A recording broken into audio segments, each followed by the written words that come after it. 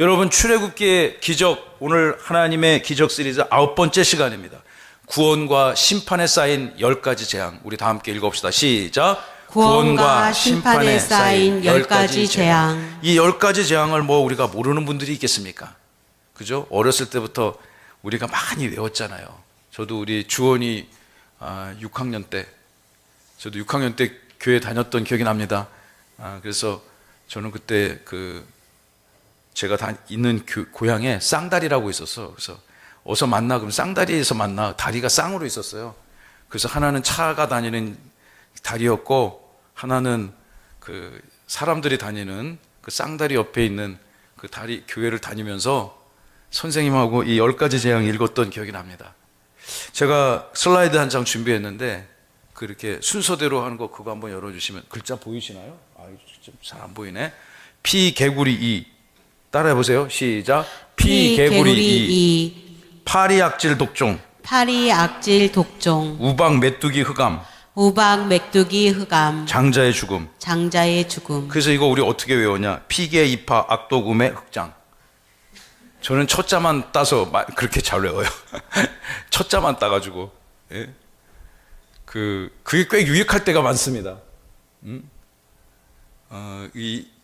우리 리딩 지저스 프로그램에 이제 조금 있으면 선지서 읽는데, 소선지서 이 순서대로 호요와 오요 요나하스 학스말 이 12개를 이렇게 첫자만 따기면 안 잃어버려요. 그리고 신학교 다닐 때 우리 장지화 전도사님하고 같이 신학교 다닐 때 어떤 과목이 요한계시록 초대교회 7교회 나오는 데 있잖아요. 2장 3장 그거 통으로 외워서 쓰는 게 기말고사인 적이 있었거든요. 그게 잘 안 외워진단 말이에요. 그러니까 라오디게가 너네 뜨겁고 차갑고 미지근하지 말고 확실하게 믿어라, 그런 거 있잖아요. 라면 끓으려면 뜨거운 물 넣어야지, 이렇게 딱 생각해갖고 막 외워서 쓰고. 그걸 찬물 넣으면 안 되잖아. 예? 그래서 그렇게 그 자반지를 채웠던 기억이 나는데요.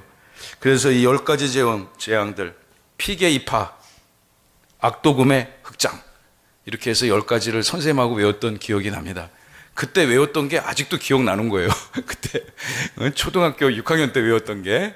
여러분이 10가지 재앙들이, 무서운 10가지 재앙들, 출애굽기 7장부터 12장 36절까지 계시되어져 있는 이 10가지 재앙들, 이 10가지 재앙들의 특징을 보면은 이스라엘 백성들에게는 구원과 해방의 사건들이었고, 또 이 하나님을 거부하는 인생과 민족들에게는 철저한 응징과 또 심판의 역사가 아니었습니까? 애굽에게는 심판이었지만 이스라엘 민족에게는 선민이고 자기 백성인 이스라엘 민족에게는 구원이고 축복이 되었음을, 해방이 되었음을 믿으시기 바랍니다. 오늘 이 10번째 재앙 사건을 보면서 하나님이 여러분 인생의 홍해를 갈라주시고 이민족의 홍해 동안 넉넉히 갈라주실 줄로 믿습니다. 나일강에 피가 흘러넘치는 거죠. 우리 교회가, 우리 대전명성교회가 오랫동안 준비해서 내년 1월 세 번째 주에 우리 선교사님을 바로 이 애굽의 땅, 오늘날 이집트 카이로에 선교사님을 보냅니다. 제가 며칠 전에 만났는데 다음 주에 집구하러 간다고 그러시더라고. 집구하러 멀리 가시는 거죠. 정말 참 두 부부, 쌍둥이 두 아들 포함해서 삼형제를 데리고, 참 정말 대단하다고 생각해요. 정말 하나님의 특별한 소명, 우리 염대현 목사님, 우리 교회가 같이 파송하는 곳입니다. 그래서 그분이 이제 가게 되면 나일강을 만나겠죠. 그래서 제가 나일 강변뷰로 하라고. 물론 강변뷰면 비싸겠지만. 예, 그래서 이 나일강은 정말 아프리카 대륙의 젖줄 같은 것이고, 그곳에 이 출애굽 시대에 나일강 자체가 신이고 우상이고, 또 나일강 안에 사는 수많은 생명체들이 우상이고 신이었던 것이죠. 그래서 이 10가지 재앙에 등장하는 피, 개구리, 이 파리, 악질, 독종, 우박, 메뚜기, 흑암, 이 모든 것들이 다 애굽인들에게는 신이요 경배와 우상의 대상이었다. 하나님이 그 하나하나를 들어서 그 어떤 애굽의 이방신이라 하더라도 모세를 보내시고 여러분을 구원하시고 이스라엘을 선민으로 삼아주신 그 하나님의 영광과 능력 앞에는 이건 비교할 수도 없는 것이다. 그 하나님을 애굽 땅에게 보여주고 있는 거죠. 그런데 온 애굽 땅 나일강이 피로 물들어도 개구리가 온 세상, 여러분 개구는 예로부터 동서 이 양쪽에서 이 다산의 상징 아니었습니까?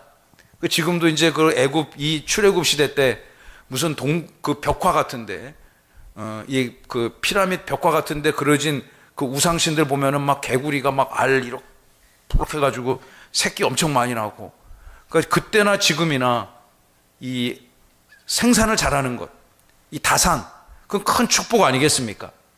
우리나라도 인구 문제가 심각해갖고 아마 이제 나라에서 그것만 다루는 별도의 이 정부 조직을 만들어서 그걸 하실 모양인가 보더라고요. 그래서 우리 강근하 집사님 요즘에 그곳에서 일하고 계시잖아요.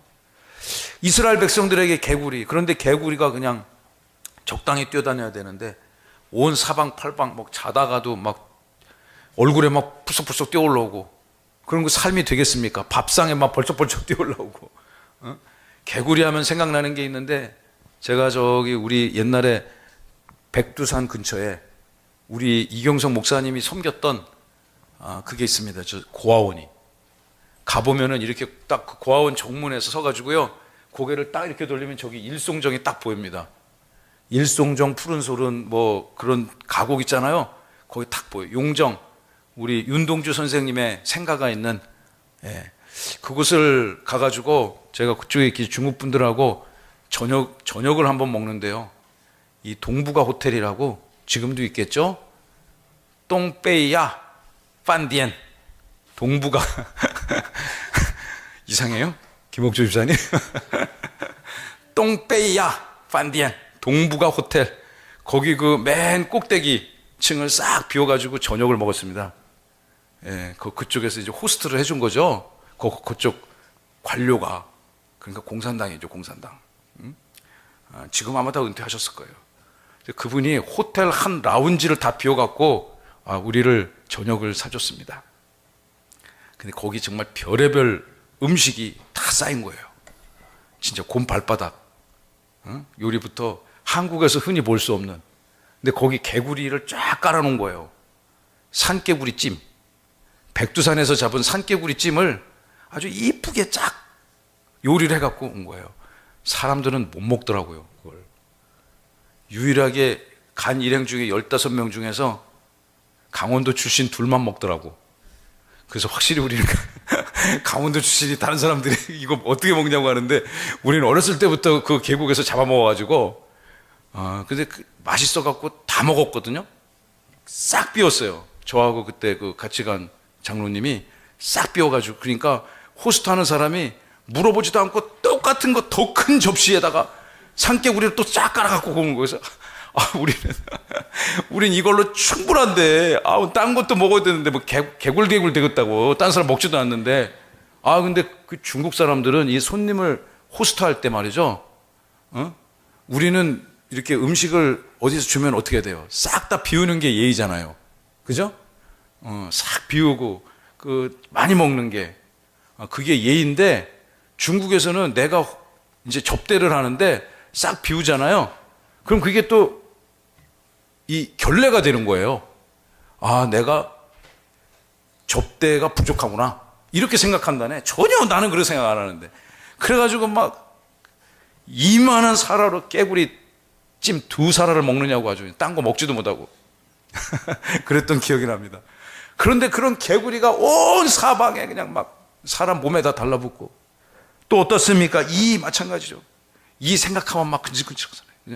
요즘엔 그런 거 없지만, 요즘 하도 뭐 위생 잘 씻고 뭐 위생이 잘 돼 있으니까 그런 게 없지만, 요즘에도 이렇게 집단 생활하는 뭐 군대나 그러면 이런 게 이렇게 돌면은 싹 다 집단 위생하고 막 그러잖아요. 어린 자녀들 학교에서 공문이 오대요. 학교에서 그게 돈다. 아이들한테 그게 막 옮겨 다니잖아요. 그러니까 아이들 집에 가서 하루에 꼭 저기 머리 감기고, 그래서 옛날에 우리 딸이 초등학교를 다녔는데 지금 이제 얘가 26살이겠죠. 지금 없으니까 그런 얘기하지. 왜 그런 얘기하냐고 나 뭐라고 그러겠지. 머리를 감겨주는데 진짜 이가 뜨더라고. 예? 물론 이제 옛날 얘기지만, 예? 한 20년 전 얘기지만, 그것이 이렇게, 그런데 그것이 어쩌다 하나 발견되는 게 아니라 온 나라가 다 이라고 생각해 보세요. 끔찍한 거 아닙니까? 하나하나 될 때마다 바로가 극복할 수 없는 거죠. 파리. 온 세상이 파리 때라고 생각해 보세요. 요즘 파리는 얼마나 민첩한지요? 잡히지도 않아요, 잘. 얼마나 이 파리도 살라고 스마트해지는 것 같아요. 그래서 이 F킬러를 쫓아서 잡으면 옛날 파리는 착 뿌리면 똑 떨어졌는데 이제는 막 쫓아다니면서 F킬러를 쫓아대도 파리 한 마리 잡기가 쉽지 않은, 파리도 세상에 적응을 하는지 약아집니다. 악질, 독종, 우박, 메뚜기. 여러분 메뚜기 좋아하세요? 제가 그러면 우리 목사님은 이상한 것만 먹었는가 보다 했는데, 야, 진짜 메뚜기를 저는 진짜 수천 마리를 먹었을 것입니다. 시골에 갔다 이제 학교 가면은 가을에 이렇게 쭉 이렇게 쭉 가면서 논두렁 이렇게 가면서 시골에서 우리 아버지가 시골 초등학교 교장선생님이었거든요. 이게 쭉 다니면은 이렇게 가을에 한참 추수할 때 그 논두렁으로 막 메뚜기가 막 호드득 뛴단 말이에요. 그럼 이제 학교에서 항상 갈 때 우리가 요만한 PT병 같은 거를 가방에 넣어가지고 갔어요. 그래서 그거 이제 뛰면은 가방 옆에다 풀어놓고서는 논 안에 들어가갖고 메뚜기 막 이만큼씩 잡아갖고. 근데 여러분 메뚜기를 한번 며칠 잡잖아요? 그러면은 눈에 막 메뚜기가 환시로 보입니다. 당구 좋아하십니까? 당구? 저는 당구 조금 배우다가 돈이 없어가지고 조금 그거 다 돈 주고 치는 거잖아요. 그래서 배우다가 말았는데, 그런데 당구를 좀 해가지고 당구 이게 이제 속을 쓰면 다마수 계산하는 게 있어요. 그래서 한 120 정도 쳤어요. 그럼 그때가 그건 친다고 말할 수도 없는 그건데 한 120 정도 치잖아요. 그럼 모든 게 다 당구판인 거예요. 정말로 그래요. 경험해 보신 분 아실 거예요. 이렇게 누워가지고 이렇게 자려고 놓으면은 천장에서 당구 공이 막 굴러다닌단 말이에요. 최경호 권사님 경험해 본 것 같은데? 아니었어요? 안수 집사님 뒷조사 한번 해보세요. 혹시 당구 여신일지도 몰라요. 메뚜기 막 일주일 잡잖아요. 온 사방에 막 메뚜기가 뛰어다녀요. 그러니까 헛것이 보이는 거죠. 하도 그것만 들여다봐가지고. 그런데 온 사방에 그냥 사람 얼굴이고 벽이고 집이고 밥그릇이고 다 메뚜기가 다 앉아버렸다 생각해보세요. 감당이 안 되는 거예요. 그것들이 애굽 사람들은 신으로 섬겼다는 것 아니겠습니까? 그런 것들이 다 하나님 앞에서는 아무 의미가 없는 거예요. 또 깜깜한 흑암이 찾아왔어요. 어둠은 인간을 극한의 공포로 몰지 않습니까? 그래서 전쟁도 밤에 하는 경우가 많고, 엊그저께 계엄 작전도 밤에 하잖아요. 지금 생각해도 다행이에요. 실패해가지고. 여러분, 그런데 마지막 오늘 본문은 장자의 죽음 아닙니까? 따라해볼까요? 장자의 죽음. 이 장자의 죽음 10번째 재앙, 10번째 이적 사건이 끝나고 나서야 그들은 해방이 되어졌습니다. 하나님이, 저는 이 말씀을 다시 꺼내 읽으면서 하나님이 왜 굳이 10번째 재앙까지 그걸 하셨을까요? 하나님의 능력이 10번 찍어 안 넘어가는 나무 없다. 하나님의 능력이 10번 찍어야 넘어가는 걸까요? 10가지 재앙을 통해서 그 온 이스라엘 백성들의 모든 악하고 어리석은 그런 이방신들 하나님이 다 제압하시고, 이 세상의 진정한 통치자요 주권자는 하나님이시라는 것을 이 땅에 계시하고 있음을 믿으시기 바랍니다. 여러분 12장 29절 30절 읽어볼까요? 밤중에 제가 29장 29절 읽을 테니까 여러분 30절을 읽어보세요. 밤중에 여호와께서 애굽 땅에서 모든 처음 난 것 곧 왕위에 앉은 바로의 장자로부터 옥에 갇힌 사람의 장자까지와 가축에 처음 난 것을 다 치셨다. 여기까지만 먼저 29절만 볼까요? 여러분 무엇을 쳤습니까? 처음 난 것, 첫째 왕위에 앉은 최고 권력자 바로의 장자. 여러분, 이런 왕정 시대에 있어서 가장 중요한 게 무엇입니까? 누가 다음에 왕이 되고 그 왕의 후계자가 누가 될 건지, 왕정 시대는 너무너무 중요한 거잖아요. 그 누가 왕이 되느냐에 따라서 권력 구조가 막 재편되고 치열한 암투가 벌어지는 것, 우리 사극에서 흔히 보지 않습니까? 대한민국은 민주주의 국가니까 5년마다 한 번씩 대통령을 뽑아가지고 그에게 권력을 맡깁니다만, 대통령이 누가 되고 어느 세력이 정치 권력이 그걸 장악하느냐에 따라서 나라의 모든 의사결정 시스템이 다 바뀌지 않습니까? 그런데 그 애굽의 바로가 통치하는 그 시대, 바로 말고 가장 중요한 바로의 장자까지 죽었어요. 또한 그 장자뿐만 아니라 옥에 갇힌 죄수들의 장자까지도 죽었습니다. 그러니까 하나님의 심판에는 차별이 없다는 거죠. 하나님의 구원에도 차별이 없지만 하나님의 심판에도 차별이 없음을 믿으시기 바랍니다. 심지어 가축의 첫 번째 난 것까지도 싹 다 치셨으니 여러분, 그 밤에 얼마나 통곡이 넘쳐났겠습니까? 30절 다 함께 시작. 그 밤에 바로와 그 모든 신하와 모든 애굽 사람이 일어나고 애굽에 큰 부르짖음이 있었으니 이는 그 나라에 죽임을 당하지 아니한 집이 하나도 없었음이었더라. 아멘. 여러분, 온 나라의 장자가 다 비명 행사했다는 거죠. 성령의 능력으로 악한 것들의 장자들이 다 비명 행사했으니, 여러분, 온 나라가 그런 일을 당했으니 집집마다 통곡과 애곡이 넘쳐나지 않았겠습니까? 이제 바로가 드디어 이 10번째 재앙을 경험하고 이스라엘 백성들을 내어놓습니다. 이 예수님 믿는 것도 영적인 바로의 세계로부터 떠나서 그 속박으로부터 벗어나서 하나님의 품에 안기는 것이 그 영적인 구원 아니겠습니까? 그래서 예수를 처음 믿는 게 참 쉬운 게 아닙니다.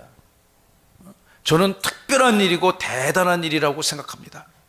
안 믿던 사람이 예수를 믿으면요, 엄청나게 압박이 들어오잖아요. 우리 이 교회 설립한 이경선 목사님이, 그분이 집안이 굉장히 큰 집안이에요. 아버님이 유명한 화가셨고요. 아버님의 그 돌아가신 선친의 그 사진을 언제 가면 제가 본 적이 있습니다. 와, 인물이 우리 이 목사님보다 인물이 한 10배는 좋아. 키도 훤칠하시고, 그래가지고 또 집안도 많고 뭐 재산도 있고, 또 뭐 그때 일제시대 때 동경대학교 가서 미술을 공부하셨다니까 이게 보통 그 집안이 아니죠. 그러니까 자연히 뭐가 많았겠어요? 걸프렌드가 많은 거죠. 걸프렌드가 많으셨다잖아. 예. 그런데 그 모든 그런 상황 속에서 우리 이 목사님이 예수를 믿은 거예요. 예?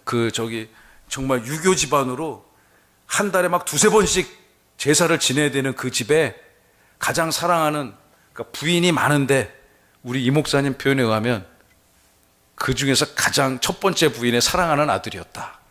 거의 요셉 같은 거예요.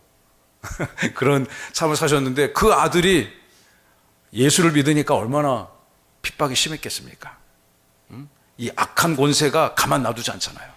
그래서 제사를 지내러 가는데, 제사를 안 갈 수는 없고 갔는데 이렇게 서 있는데 절을 막 몇 번씩 해야 될 거 아닙니까? 큰 집안에서 막 그 시제 같은 거 하면 몇 번 하는데 이 절을 안 하고 이렇게 딱 서 있다잖아요. 강직한 성품으로.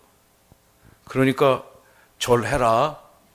근데 안 하고 절하라고 막 압박이 들어오는 거죠. 근데 안 했더니만은 그 어른이 화로를 집어가지고 확 집어 던졌다잖아요. 확 집어 던져가지고 그분이 키가 작은 거를 주님께 그렇게 감사한 적이 없었다잖아요. 싹 머리 이마를 딱 스쳐가면서 뒤에 있는 키 큰 사촌 동생이 딱 맞았다잖아. 여러분, 이제 그런 가문에서 예수 믿으니 그 쉽게, 그래 예수 믿어라, 예수 믿어라. 예. 그 아버님이 이제 그때 목사만 되지 마라 했는데 목사가 돼가지고 그분이 교회를 세운 게 한 12개가 돼요. 예.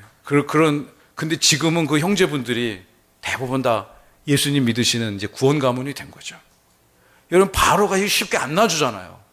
응? 예수 믿으라고 쉽게 안 놔줘요. 그런 상황 속에서 여러분, 이렇게 이 밤에 찬송하고 경배하고 영광 올려드리니 얼마나 우리가 큰 복을 얻는 것입니까? 우리는 바로의 권세 앞에 승리한 주님의 자녀임을 믿으시기 바랍니다. 30절을 보시면요, 30절, 그 밤에 바로와 그 모든 신하와 모든 애굽 사람이 일어났고 애굽에 큰 부르짖음이 있었습니다. 이는 그 나라의 죽임을 당하지 아니한 집이 하나도 없었습니다. 애굽 사람들 모두가 다 깜짝 놀랐습니다. 이제까지 1부터 9번의 재앙까지는 비교할 수 없을 정도로 10번째 재앙은 압도적으로 충격적이었고 또 정말 그들이 감당할 수 없는 큰 사건이었습니다. 그러자 바로가 모세와 아론을 불러서 이스라엘의 민족과 모든 소유물들을 다 데리고 애굽에서 당장 나가라고 축출 명령을 내립니다. 31, 32절 다 함께 우리 읽어봅시다. 시작. 밤에 바로가 모세와 아론을 불러서 이르되 너희와 이스라엘 자손은 일어나 내 백성 가운데에서 떠나 너희의 말대로 가서 여호와를 섬기며 너희가 말한 대로 너희의 양과 소도 몰아가고 나를 위하여 축복하라 하며. 여러분, 이 악한 자의 이 선언을 보십시오. 모든 너희들의 소유까지 다 나가되 한 가지 나를 위해서 해줄 게 뭐냐? 나를 위해서 축복하라. 사실은 이 애굽 사람들은 그 모세나 이스라엘 백성하고 뭐 직접적인 그런 악연이 없는데, 그리고 뭐 괴롭혔다고 하는 그런 그 사실 이 주된 애굽 이스라엘 백성들의 가장 강력한 통치자요, 또 그들의 이 신앙을 억압했던 자가 바로 아닙니까? 바로를 향해서 축복해 줄 이유가 없는데 그는 축복을 구합니다. 나만 잘 되면 돼. 여러분, 우리 말 중에 그런 말 있잖아요. 나만 아니면 돼. 응? 이 바로는 나만 아니면 돼. 이런 정신으로 사는 사람이에요.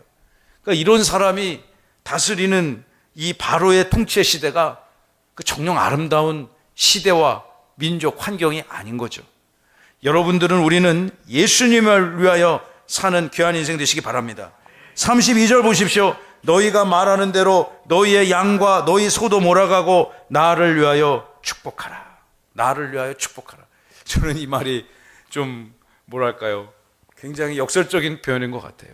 바로가 그 상황에서 정말 10가지 재앙을 거치면서 애굽의 모든 기둥뿌리가 다 뽑혀나가고 정말로 칠흑과 같은 영적인 암흑의 세대를 살아가면서 그가 축복해달라고, 자기를 축복해달라고 구합니다. 하나님이 그를 축복해 주시겠습니까? 축복해 주시지 않을 것입니다. 하나님의 편자들에게 하나님의 은혜와 축복이 임할 줄로 믿습니다.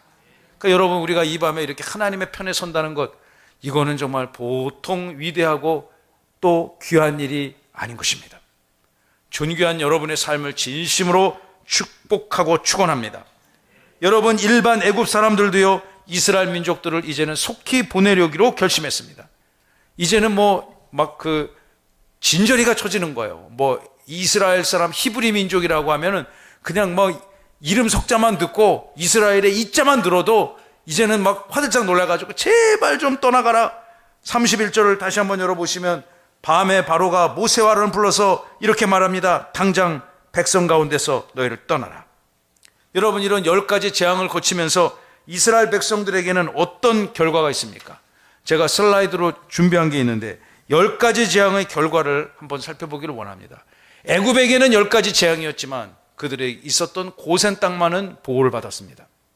고센 땅은 고센이라고 그 삼각, 나일강의 하류에 있는 삼각지 지역에 이스라엘 백성들이 특별히 집단적으로 거주하던 그 목축을 위해서 거주하던 고센 땅 아닙니까?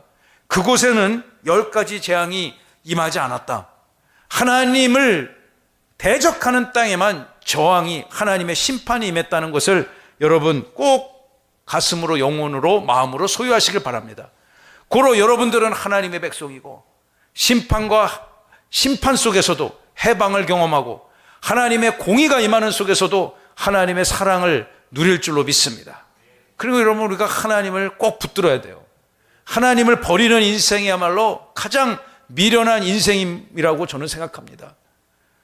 예수님을 안 믿고 이 세상에서 자기가 자신을 속죄하겠다는 그런 미련함을 이 땅의 백성들이 버리고 주님 앞에 회복되어지는 은혜가 있기를 간절히 바랍니다.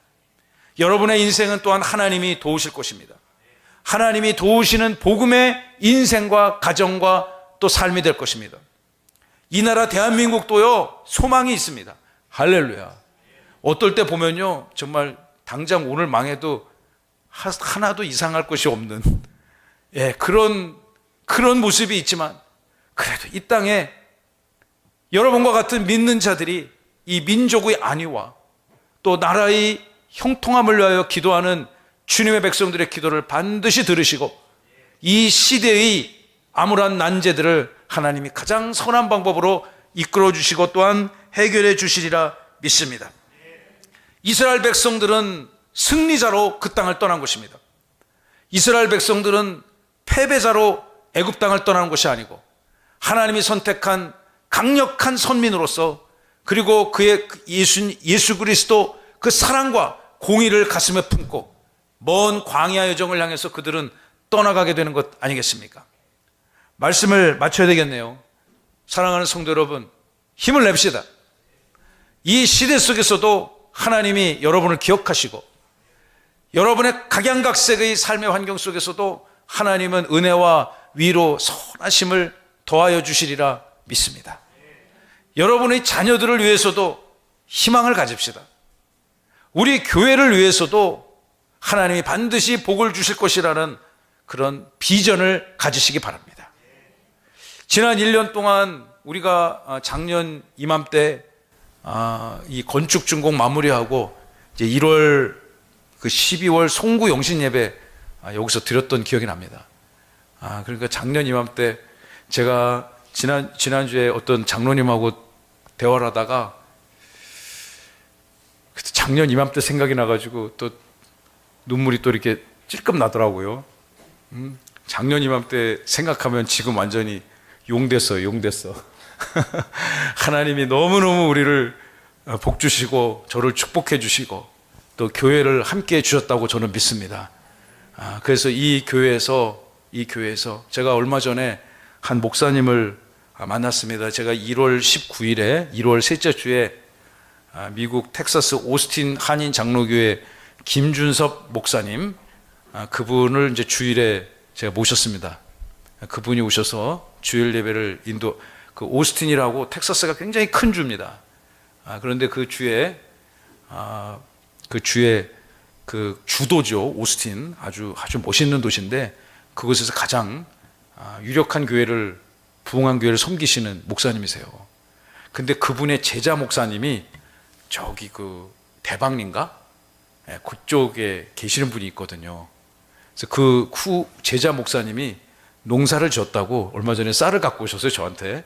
그래서 저는 우리는 쌀 거의 먹지도 않는데 그걸 이렇게 탈곡해갖고 갖고 오셨더라고요. 그러면서 그 목사님이 그러시는 거예요. 자기가 매일 여기를 학교 다닐 때 자전거 타고 이 고개를 넘어 다녔대요, 여기를. 저 아래 가면은 장영실 고등학교 있잖아요. 그게 자기가 옛날에 다니던 중학교래요. 금호중학교. 금호중학교가 이제 도시가 되면서 저 시내 안쪽으로 해들마을 아파트 쪽으로 이사간 그 학교를 자기가 다니면서 맨날 여기가 옛날에 길재고개라고, 지금도 길재고개라고 하잖아요. 길재고개를 넘어 다니는데 그 넘어 다닌 그 길재고개 정상에 교회가 생겨가지고 자기 너무너무 기쁘대. 이 땅에. 그래서 이곳 세종에, 특별히 세종 남부 지역에 우리 세종명성교회가 이 땅의 모든 영적인 암흑을 끊어내고 복음 역사를 잘 감당하게 하게 해달라고 그 목사님이 그렇게 기도를 하신다 하더라고요. 그래서 너무 고맙다고 다음에 또 오라고 내가 맛있는 거 사준다고 그런 대화를 나눴습니다. 저는 여러분, 이 교회를 통해서 이 땅에 악한 권세가 물러가고 또 주님의 백성들은 사랑과 공의로 축복을 선포하고 이 땅에 많은 영혼들이 주님 앞에 회복되어지는 귀한 은혜가 반드시 나타날 줄로 믿습니다.